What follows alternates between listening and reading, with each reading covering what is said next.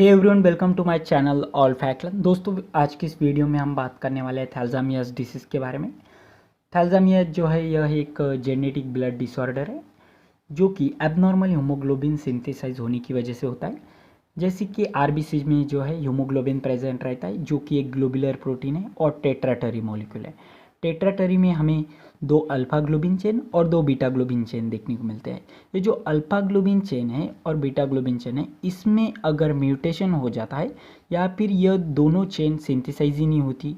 कभी कभी क्या होता है, अल्फा ग्लोबिन चेन सिंथेसाइज नहीं होती तो बीटा ग्लोबिन होती है, या फिर बीटा ग्लोबिन चेन सिंथेसाइज नहीं होती तो अल्फा ग्लोबिन होती है। ऐसी कंडीशन को हम क्या कहेंगे, एबनॉर्मल हीमोग्लोबिन, यानी कि जो है हीमोग्लोबिन की कंडीशन जो है यहाँ पर नॉर्मल नहीं रहेगी जब यहाँ पर म्यूटेशन होगा या फिर ग्लोबुलर चेन का सिंथेसाइज नहीं होगा। तो जब यहाँ पर एबनॉर्मल हीमोग्लोबिन सिंथेसाइज होगा तो उसी कंडीशन में थैलेसेमियास डिसीज़ का जन्म होगा, जिसे कि हम जेनेटिक ब्लड डिसऑर्डर कहते हैं। Thalassemia it is a autosomal recessive trait. Thalassemia जो है यह एक ऑटोसोमल रिसेसिव ट्रेट है। आगे हम जानने वाले हैं यह पेरेंट्स से ऑफस्प्रिंग में जीन इसका कैसे एक्सप्रेस होता है और कितने % में हमें जो थैलेसेमिया है वो ऑफस्प्रिंग में देखने को मिलता है। RBC are the death in the presence of abnormal Hb. जब आरबीसी में एबनॉर्मल एचबी सिंथेसाइज होगा तो आरबीसी की क्या हो जाती है, डेथ हो जाती है। Thalassemia are the 2 types.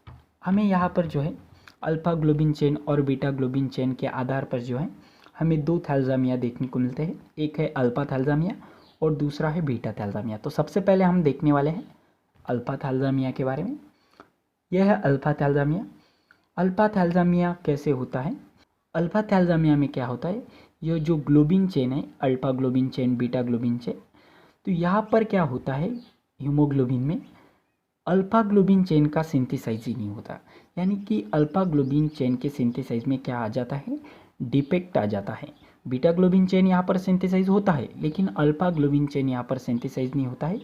इसी वजह से यहाँ पर एबनॉर्मल हीमोग्लोबिन सिंथेसाइज होता है, जिसे हम अल्फा थैलेसेमिया कहते हैं। अब यहाँ पर जो है अल्फा ग्लोबिन चेन सिंथेसाइज न होने में किसका रोल है, तो 16 नंबर का जो क्रोमोसोम है इसका रोल है। इसमें यह कंट्रोल करता है कि जो अल्फा ग्लोबिन चेन का प्रोडक्शन होगा या नहीं होगा।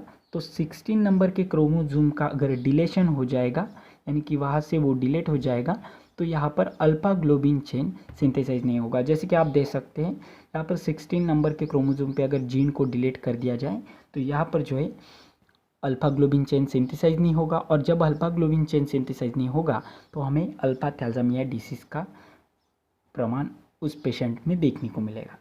अल्फा थैलेसेमिया जो है वह 2 तरह के होते हैं, एक मेजर अल्फा थैलेसेमिया है और दूसरा है माइनर अल्फा थैलेसेमिया। मेजर और माइनर में क्या फ़र्क है, अगर 16 नंबर के जीन ने अल्फा ग्लोबिन यहाँ पर चेन सिंथेसाइज नहीं किया, सिर्फ उसमें 2 बीटा ग्लोबिन चेन है, तो उसे हम क्या कहेंगे, major alpha thalassemia.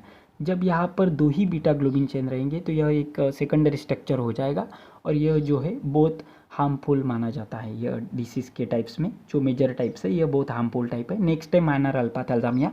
Minor alpha thalassemia में क्या होता है, अल्फा थैलेसेमिया यहाँ से डिलीट हो जाता है तो बीटा ग्लोबिन चेन जो है यहाँ पर अपनी जैसी ही बीटा ग्लोबिन चेन सिंथेसाइज कर देती है। यहाँ पर टर्शरी, यहाँ पर जो है टेट्राटरी स्ट्रक्चर तो बना देती है लेकिन उसमें अल्फा ग्लोबिन चेन नहीं रहती, अपने जैसी ही बीटा ग्लोबिन चेन को वहाँ पर सिंथेसाइज कर देता है और यहाँ पर जो है यह टेट्राटरी स्ट्रक्चर मेंटेन हो जाता है। इसे कहते हैं माइनर अल्फा थैलेसेमिया। जब यहाँ पर बीटा ग्लोबिन चेन अपने जैसे बीटा ग्लोबिन चेन को सिंथेसाइज कर देता है तो कंडीशन यहाँ पर थोड़ी नॉर्मल रहती है as compare to major thalassemia. लेकिन यहाँ पर अगर अल्फा चेन अपसेंट रहती है तो कंडीशन जो है मेजर हमें देखने को मिलती है। आमतौर पर जो नॉर्मल हीमोग्लोबिन जो है इसमें 2 अल्फा और 2 बीटा ग्लोबिन चेन रहती हैं। तो नेक्स्ट है बीटा थैलेसेमिया। बीटा थैलेसेमिया में क्या होता है, जैसे कि अल्फा थैलेसेमिया में अल्फा ग्लोबिन चेन सिंथेसाइज नहीं हुई थी, वैसे ही भी यहाँ पर क्या होता है, बीटा ग्लोबिन चेन के सिंथेसाइज में क्या आ जाता है, डिफेक्ट आ जाता है, जिसकी वजह से हमें यहाँ पर जो है एबनॉर्मल हीमोग्लोबिन सिंथेसाइज होते हुए देखने को मिलता है, जिसे कि हम क्या कहते हैं, बीटा थैलेसेमिया डिसीज़ कहते हैं, क्योंकि यहाँ पर बीटा ग्लोबिन चेन का सिंथेसाइज नहीं हो रहा है। अब यहाँ पर जो है बीटा ग्लोबिन चेन के सिंथेसाइज को कौन कंट्रोल करता है, क्रोमोजोम 11 नंबर का जो क्रोमोजोम है यहाँ पर कंट्रोल करने वाला है कि बीटा ग्लोबिन चेन सिंथेसाइज होगी या नहीं होगी। जब इसमें से जीन डिलीट हो जाएंगे बीटा ग्लोबिन चेन के, तो यहाँ पर जो है बीटा ग्लोबिन चेन सिंथेसाइज नहीं होगी। अब यहाँ पर जो है मेजर बीटा थैलेसीमिया हमें देखने को मिलता है, जैसे कि आप देख रहे हैं यहाँ पर जो है अल्फा ग्लोबिन चेन है और यह है बीटा ग्लोबिन चेन। यहाँ पर जो है बीटा ग्लोबिन चेन डिलीट हो जाने के बाद, यानी कि यहाँ पर सिंथेसाइज न हो जाने के बाद अल्फा ग्लोबिन चेन का ही स्ट्रक्चर यहाँ पर रहता है। जैसे कि उस वाले टाइप में क्या हुआ था, बीटा ग्लोबिन चेन ने अपने जैसे ही बीटा ग्लोबिन चेन यहाँ पर सिंथेसाइज कर दिए थे, लेकिन यहाँ पर ऐसा नहीं होता। अल्फा ग्लोबिन अपने जैसे ही अल्फा ग्लोबिन यहाँ पर सिंथेसाइज नहीं कर सकते, उसमें इतनी पावर नहीं होती जैसे बीटा चेन में होती है। यहाँ पर जो है सेकेंडरी स्ट्रक्चर ही रहेगा, यानी कि यह 2 अल्फा चेन ही यहाँ पर हमें देखने को मिलती है, जिसे कि हम मेजर बीटा थैलेसीमिया भी कह सकते हैं। तो यह है सीरियस कंडीशन है, जब यहाँ पर 2 अल्फा चेन रहती है, सिर्फ बीटा ग्लोबिन चेन का सिंथेसिस नहीं होता, तो यह ज़्यादा सीरियस कंडीशन रहती है अल्फा थैलेसीमिया के कंपैरिजन में। जैसे कि आप यहाँ पर देख सकते हैं क्रोमोसोम नंबर 11 में क्या आ जाता है, जीन में थोड़ा म्यूटेशन हो जाता है, डिलेशन हो जाता है। अब देखते हैं सिम्टम्स के बारे में। सिम्टम्स क्या क्या है, जैसे कि वीकनेस आती है शरीर में, शॉर्टनेस ऑफ ब्रीदिंग में हमें प्रॉब्लम होता है, हमारी जो स्किन का डिकलराइजेशन हो जाता है, जॉन्डिस हो जाता है, और बोन डिफॉर्मेलिटीज़ भी हमें यहाँ पर देखने को मिलती है। इस पर ट्रीटमेंट क्या क्या अवेलेबल है, जैसे कि blood transfusion, iron chelation therapy, splenectomy, bone marrow transplant. इस सब ट्रीटमेंट की मदद से जो है अल्फा थैलेसीमिया, बीटा थैलेसीमिया नामक डिसीज़ को हम ठीक कर सकते हैं। अब नेक्स्टली हम बात करने वाले हैं, यह जो alpha thalassemia, beta thalassemia disease है, यह पेरेंट्स से ऑफस्प्रिंग में कैसे एक्सप्रेस होता है, इसका जो जीन है वो कैसे ट्रांसफ़र होता है one generation to next generation. जैसे कि अगर पेयर ऑफ जीन में अल्फा थैलेसीमिया का जो जीन है वो एक ही प्रेजेंट है दोनों पेरेंट्स में अगर अल्फा थैलेसीमिया का जीन जो है वो पेयर ऑफ जीन में एक ही जीन प्रेजेंट है, तो उसे हम क्या कहेंगे, करियर कहेंगे।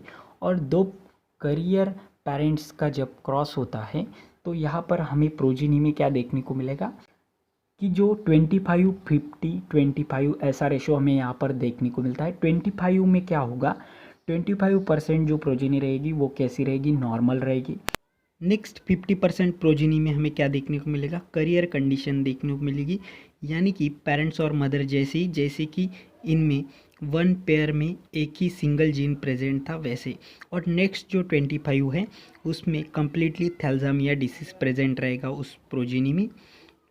तो यह रहा पूरा अल्फा थैलेसीमिया, बीटा थैलेसीमिया। उम्मीद करता हूँ दोस्तों आपको वीडियो पसंद आई होगी। ऐसी कई वीडियो देखने के लिए वीडियो को लाइक और चैनल को सब्सक्राइब कर दें। धन्यवाद।